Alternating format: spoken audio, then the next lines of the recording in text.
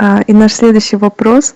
Как определить материальные и духовные эмоции? Как их различать, да? Что это такое и как различать? Это зависит от источника, который вызывает эмоции, как таковые. А как все-таки культивировать духовные эмоции? So, the next question, devotee is asking, how can we differentiate material emotions and spiritual emotions? Does it depend on the source that promotes these emotions? And how can we cultivate spiritual emotions?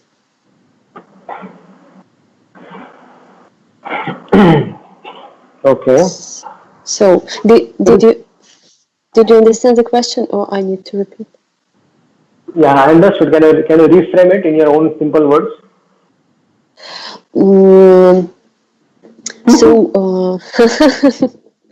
Just the difference. How can we understand the emotions? Something that we feel, is it material or is it spiritual? How can we differentiate within ourselves material emotions and spiritual emotions? И как развивать все-таки духовные эмоции? And how can we develop spiritual emotions and not material emotions? And the source of emotions should be different, right? For material emotions, we have one source of emotion, and spiritual emotions is other source of emotion. So there are three questions within one question. So what happens? Some incidences in life, some incidences in life, they create strong emotions in person, and people or persons, they falsely accept them as real. They accept these emotions as real. No, I mean, what happens is that some strong emotions are created, and then we get carried like example, a conditioned soul is there. So he's been seized by such emotions like fear, lust, anger, hope, because of his illusory perception of himself as a material body, and then he's put into illusion. Something happens to him, and he reacts to it. So yes, so these things are there. This is material emotions. When a person thinks he's identifying himself with the body, and then the conditions around him, and then it affects him. The surroundings affects him, and then he gets afraid. He becomes lusty. He becomes angry. And then so all these things are because of his material, considering him as a material body, because of his mind and false ego. So this is material emotions. И таким образом обусловленная душа, которая отождествляет себя со своим материальным телом, материальным умом, она может попадать в разные ситуации, и у нее возникают эмоции гнева, вожделения, зависти, страха. Все эти эмоции, они порождены вот этим иллюзорным ее отождествлением со своим телом и умом. И вот все эмоции, которые связаны с этим, мы можем назвать их материальными эмоциями. So false ego, we need to understand when you talk about emotions, then when you talk about material emotion, mundane emotions, then we understand that false ego plays a role. False ego is the soul's illusionary identification with the subtle material mind and gross material body. И вот, когда мы говорим о вот материальных эмоциях, мы должны понять роль нашего ложного эго, что он играет ключевую роль в нашем отождествлении с тонким материальным умом и с грубым материальным телом. And as a result of this illusory identification, which the soul considers, the conditioned soul feels lamentation of he loses something. There is some jubilation over things gained, or the fear of there is some fear of some inauspicious things, and there is anger at the frustration of his desires. So many things. This is all because of the illusory identification. И вот из-за этого иллюзорного отождествления с умом и с телом обусловленная душа, она испытывает большую гамму разных эмоций. Она может испытывать скорбь от того, что она теряет что-то, что она не хочет терять, или она испытывает большую радость от приобретения, от каких-то приобретений. И вот подобным образом разные вещи, события и отождествление души с этими событиями, они приводят к различным видам иллюзорных эмоций. And so, bewildered by such false attractions and aversion, the conditioned soul, what happens? He accepts further material bodies, which means he undergoes repeated birth and death. И вот сбитая с толку таким отождествлением, такими эмоциями, что происходит? Она просто привязана к тому, чтобы после оставления этого тела получить другое тело. So one who self-realized knows that such mundane emotions have nothing to do with the pure soul.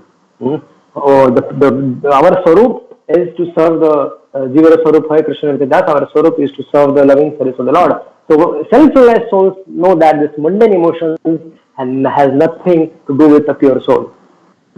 И вот первая вещь, которую нам нужно понять, что вот эти мирские эмоции, они не имеют никакого отношения к чистой душе. И наше положение, чистое положение, это мы вечные слуги Господа. То есть мы не имеем отношения к этим эмоциям материальным. Никакого. So within the soul are profound transcendental emotions. Emotions are there. И вот within the soul there are profound transcendental emotions. Now we are talking about this subject matter. И вот в душе душа является хранительницей вот этих чистых, трансцендентных духовных эмоций. And such profound transcendental emotions, they lie dormant as long as the soul sleeps in Maya, in material illusion. Till the time the soul is in material illusion, these transcendental emotions are like they lie down. They are like sleeping. И вот эти эмоции, они находятся в таком покрытом, можно сказать, они находятся в спящем состоянии, в покрытом, в то время, пока душа, находясь в материальном мире, также находится в спящем, покрытом состоянии, покрытом гунами материальной природы. То есть эти эмоции, чистые, настоящие эмоции, они находятся в душе, но пока она покрыта иллюзией, эти эмоции также не проявлены, они как будто бы во сне. So those transcendental emotions awaken. When do they awaken? When it awakens when one becomes Krishna conscious, when that is pure Krishna consciousness.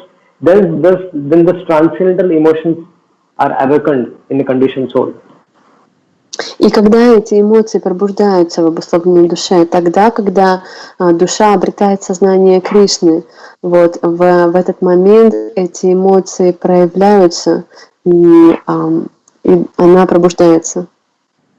When a soul has awakened pure love of Krishna, when pure love, when one becomes a pure unalloyed devotee of the Lord, he tastes what it is. He tastes infinite sweet flavors of a wide variety of transcendental emotions. There are a wide variety of transcendental emotions, but one can only experience them when only one becomes a pure devotee of Krishna. И когда душа становится чистым преданным Господа, тогда у нее появляется доступ к огромному количеству разнообразных духовных эмоций. Тогда она получает доступ к ним, она может испытывать именно вот эти чистые духовные эмоции. Но это становится возможным, когда душа становится чистым, преданным Господу. So this is a spiritual ecstasy. When the spiritual emotions, the transient emotions are spiritual ecstasy. So such transcendental ecstatic emotions within the heart and the mind of a devotee erupt by the when he is practicing Krishna consciousness, and then when we are hearing some transcendental lecture and katha of the Lord, and then we become completely absorbed with that, and then we feel separation, that when will I get that mercy which other devotees got, and something like this. There are so many things, spiritual emotions are there. That comes out. We start crying, we start lamenting, and sometimes we are happy, sometimes the hairs are standing on the end. So all these things happen. Like Prahlad Maharaj also experienced this. So these are transcendental emotions, and this comes out only when a person is purely Krishna conscious.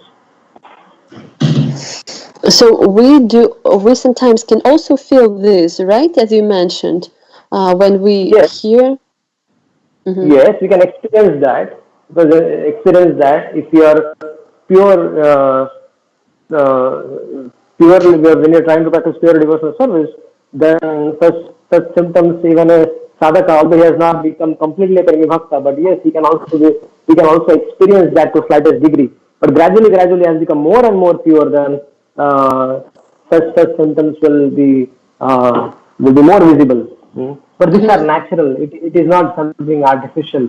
It comes naturally by the power of pure devotional service. И вот эти эмоции, они постепенно раскрываются, становятся доступным преданному по мере его развития духовного.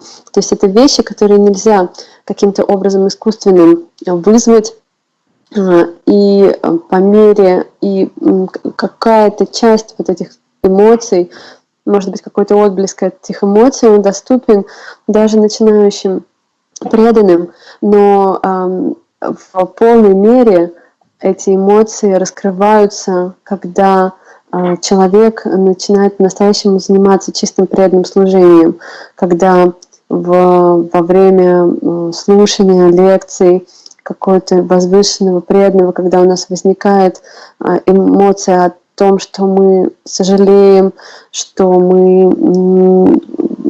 возникает чувство разлуки с Господом, у нас могут подняться волосы на теле дыбом, или из глаз палиться слезы могут. То есть это не искусственно, это невозможно как-то форсировать. Это естественным образом проявляется по мере нашего прогресса. Sometimes during hearing some Harikatha, some incidents from pastimes of the Lord and His devotees, we feel some emotions come out. So these are real spiritual emotions. Or sometimes during kirtan, we start crying, or we experience some unlimited happiness. So these are real spiritual emotions. And a person who is fallen, a conditioned soul, he cannot experience such spiritual emotions. But if somebody is experiencing these spiritual emotions, that means he is actually advancing. He is advancing, and he is not a fallen soul. He is actually advancing in the path of Krishna consciousness. И вот мы на своем уровне иногда во время какой-то лекции, когда мы слушаем истории о преданных, о Господе, или во время киртана, у нас на глазах могут появляться слезы, или мы можем чувствовать необыкновенное счастье внутри. И нужно понимать, что это и есть духовные эмоции. И эти эмоции, которые мы испытываем, являются показателем нашего развития, нашего прогресса. То есть, если личность является по-настоящему обусловленной, сильно обусловленной душой, то в сильном обусловленном состоянии живое существо не способно испытывать таких эмоций.